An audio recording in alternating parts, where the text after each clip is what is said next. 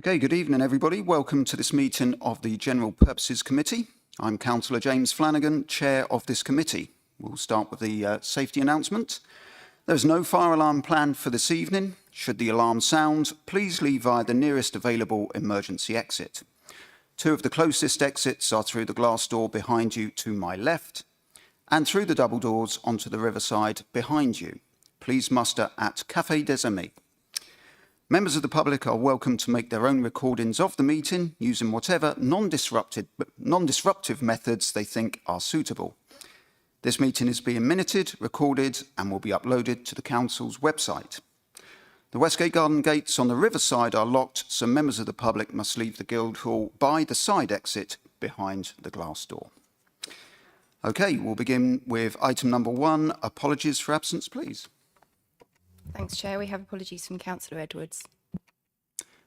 Thank you, Vanessa. I think that's the only apology. Item 2, substitute members.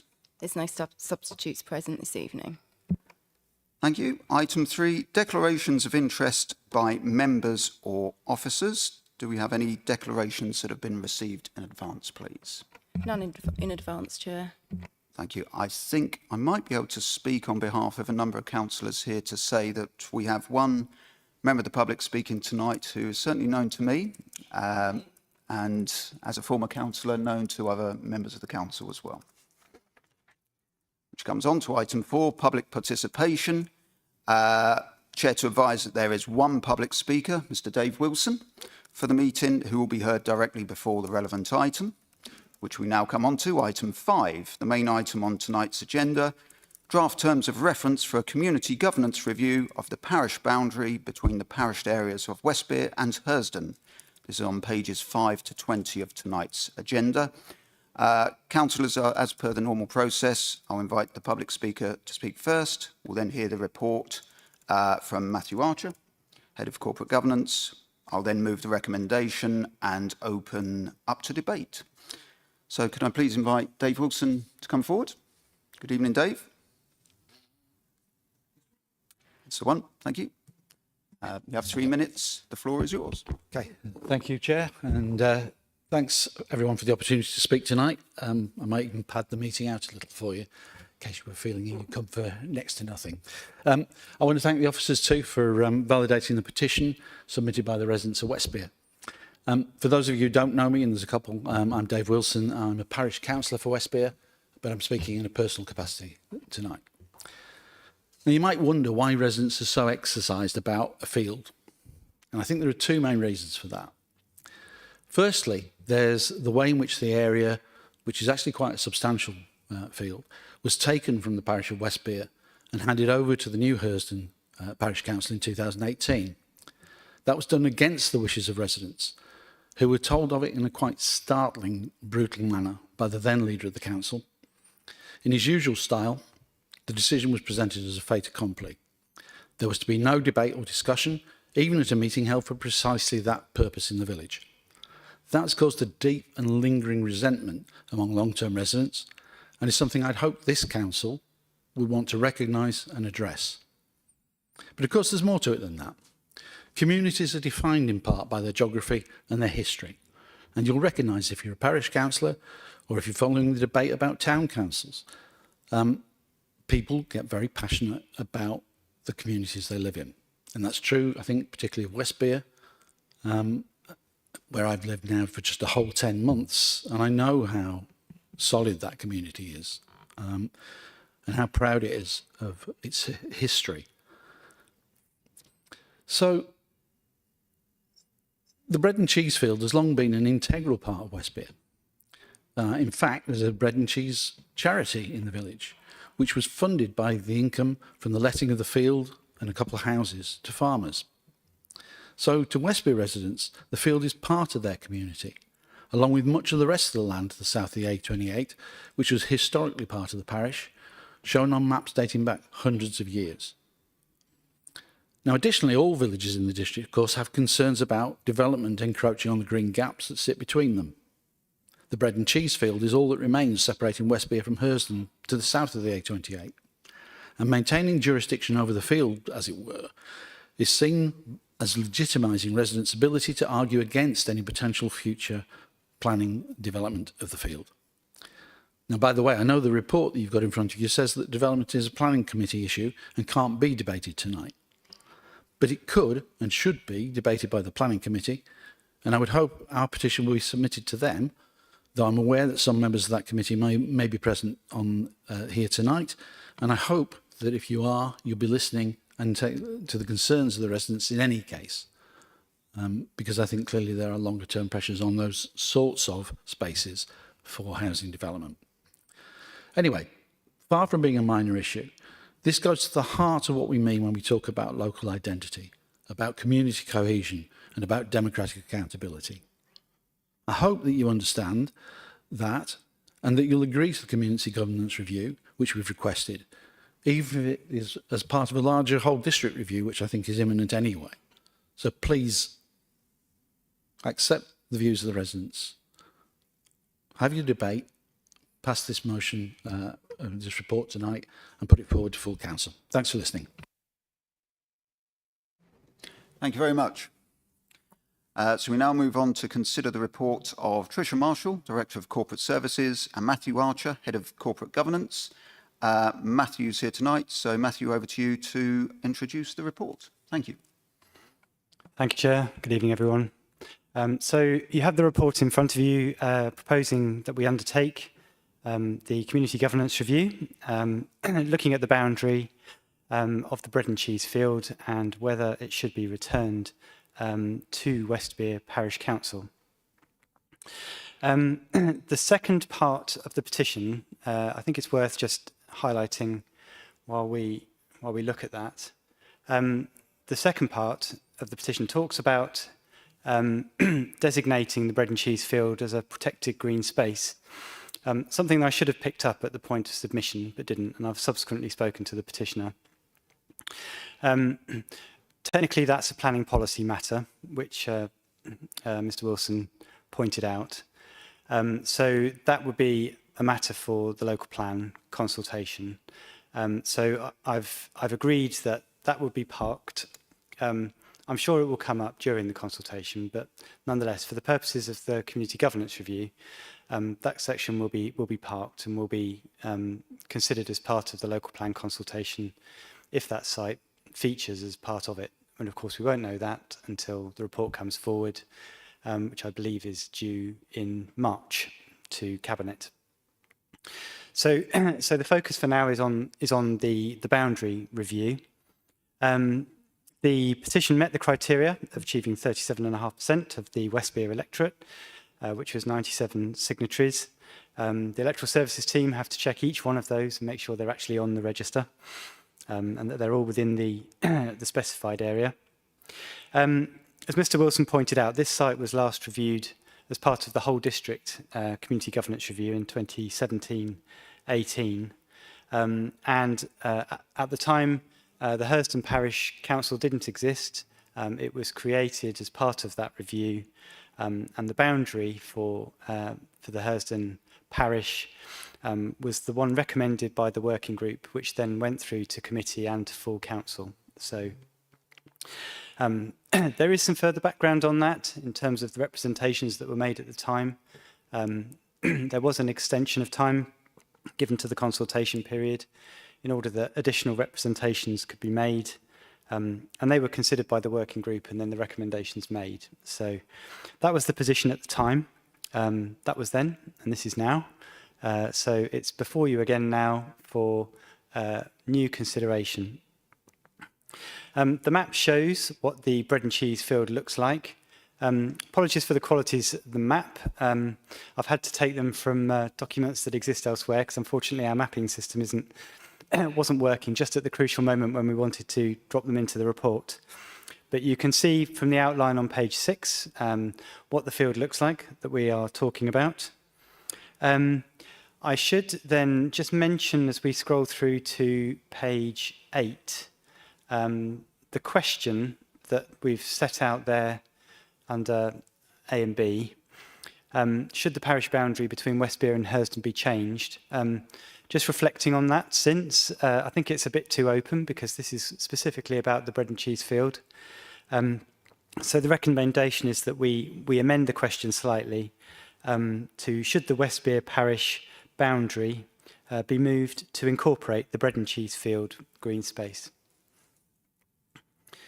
And if you're happy with that, then we'll make sure that that's recorded and incorporated into the consultation. In terms of the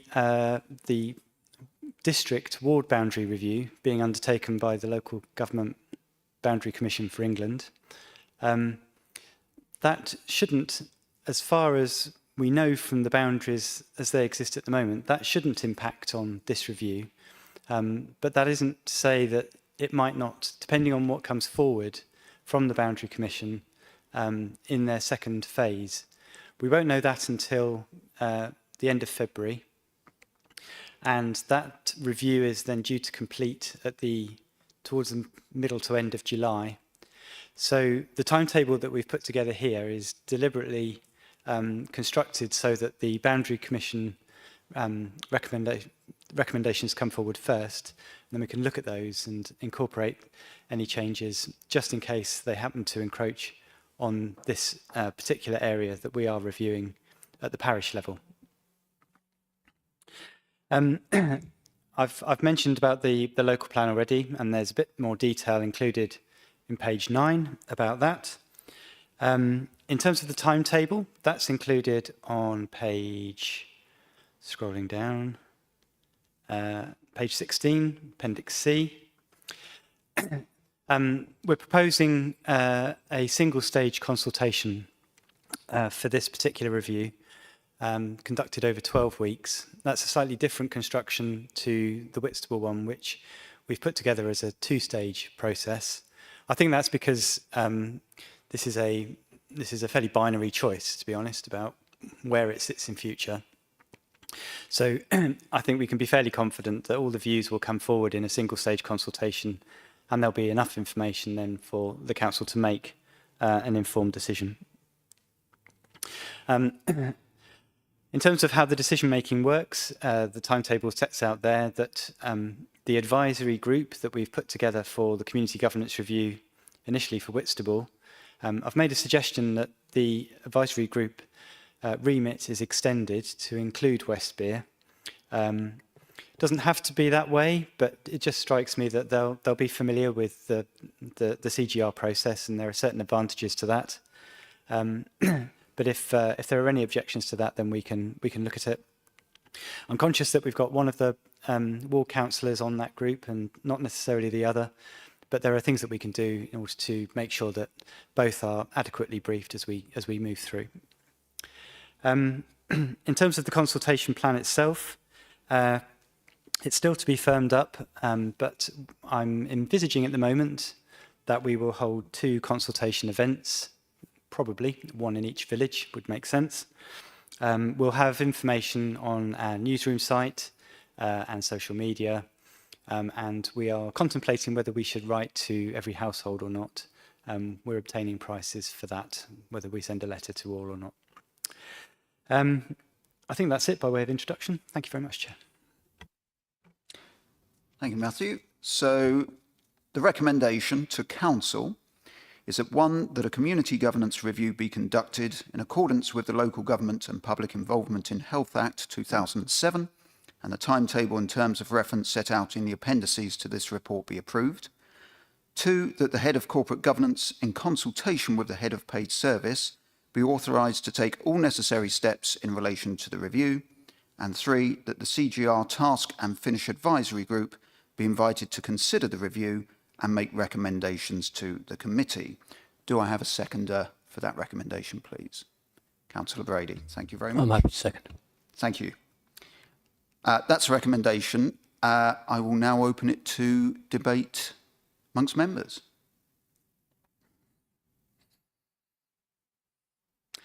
Councillor Ian Stockley. Thank you. It's more a question for Matthew regarding the current Whitstable Task and Finish group.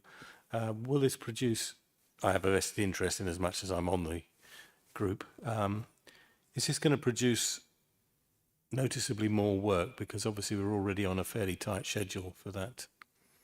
Do you feel it will be able to finish? Thank you.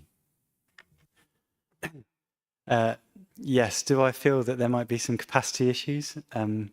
That's entirely possible, but we will do our very best as always. There's no doubt that these reviews do take a lot of work, and they're not necessarily part of our day-to-day, but nonetheless they are part of our duties. So we have to find a way of incorporating them and prioritising as necessary. Thank you. Councillor Smith. Similar to Councillor Stockley, as I'm on the governance review for the town councils.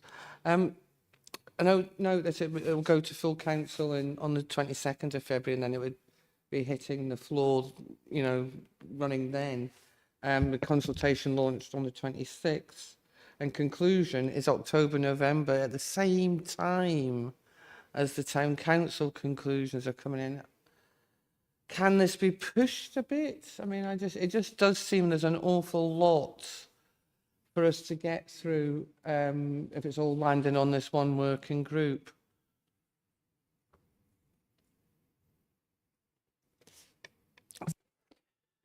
Yeah, so I did think about that. I think the thing that I was thinking about when I looked at the timetable was how long are we going to need to deliberate and make our recommendations? So the consultation finishes 17th of May, and we're then able to spend the time between May and September reaching our conclusions. So we've got quite a long window there in order to make our recommendations. So the second phase of the Whitstable review will be occurring primarily after the conclusion of this review. So we're trying to stagger them. The reason that we're waiting then until September and October is A, to give ourselves a bit of breathing space, and B, that should allow the Boundary Commission review to conclude and for us to have a look at the findings of that review and make sure that we incorporate them into a report in September. So that was the reason. We've got a long period between May and September, hopefully, to fit this in if we can. Thank you. Do we have any other questions or comments from members? I just have a couple of quick ones from the chair. So first of all, Matthew, on the consultation, just to clarify, is that a consultation that's open just to residents of Westby and Hurston, or is it for residents outside of the area across the district as well, please? So it's an open public consultation. Anybody can respond. As part of the data gathering, we'll ask for the addresses so that when we do the analysis, we'll be able to see whether they are residents of Westby and Hurston, who will obviously be the group most affected. But there is no reason why other people can't contribute and make valid points. Thank you. And just the other question, really, for clarification again, was the question in the consultation. Sorry, would you mind repeating that? Just so members could hear that, please. Thank you. So the question is going to be amended to, should the Westby parish boundary be moved to incorporate the bread and cheese field green space? Any comments from members? Nope. Thank you, Matthew. Do you have any other comments or questions? In which case, then we move to the vote on the recommendation. We don't have our cards, so we can't vote on the desk. So I'll hand across to Vanessa to read out each name in turn. Yep, so the old-fashioned way. So 4 against, to abstain. 4 is for the proposal that was read out earlier by the chair. Councillor Brady? Sorry, could you just use your mic? 4. Thank you very much. Councillor Buckman? 4. Councillor Flanagan? 4. Councillor Old? 4. Councillor Smith? 4. Councillor Ian Stockley? 4. Councillor Jeanette Stockley? 4. Councillor Wheeler? 4. Thank you. That's carried unanimously then, Chair. Thank you, Vanessa. Thank you, members. So that recommendation goes to the full council meeting on Thursday, the 22nd of February, 2024.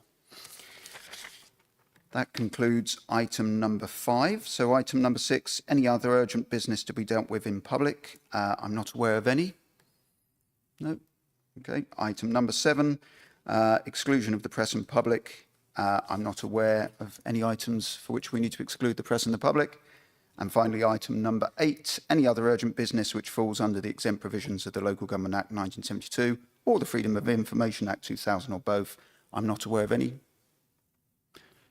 Okay, that concludes the meeting. Can I thank our public speaker, members of the public, councillors, council officers. Thank you very much. Safe journey home.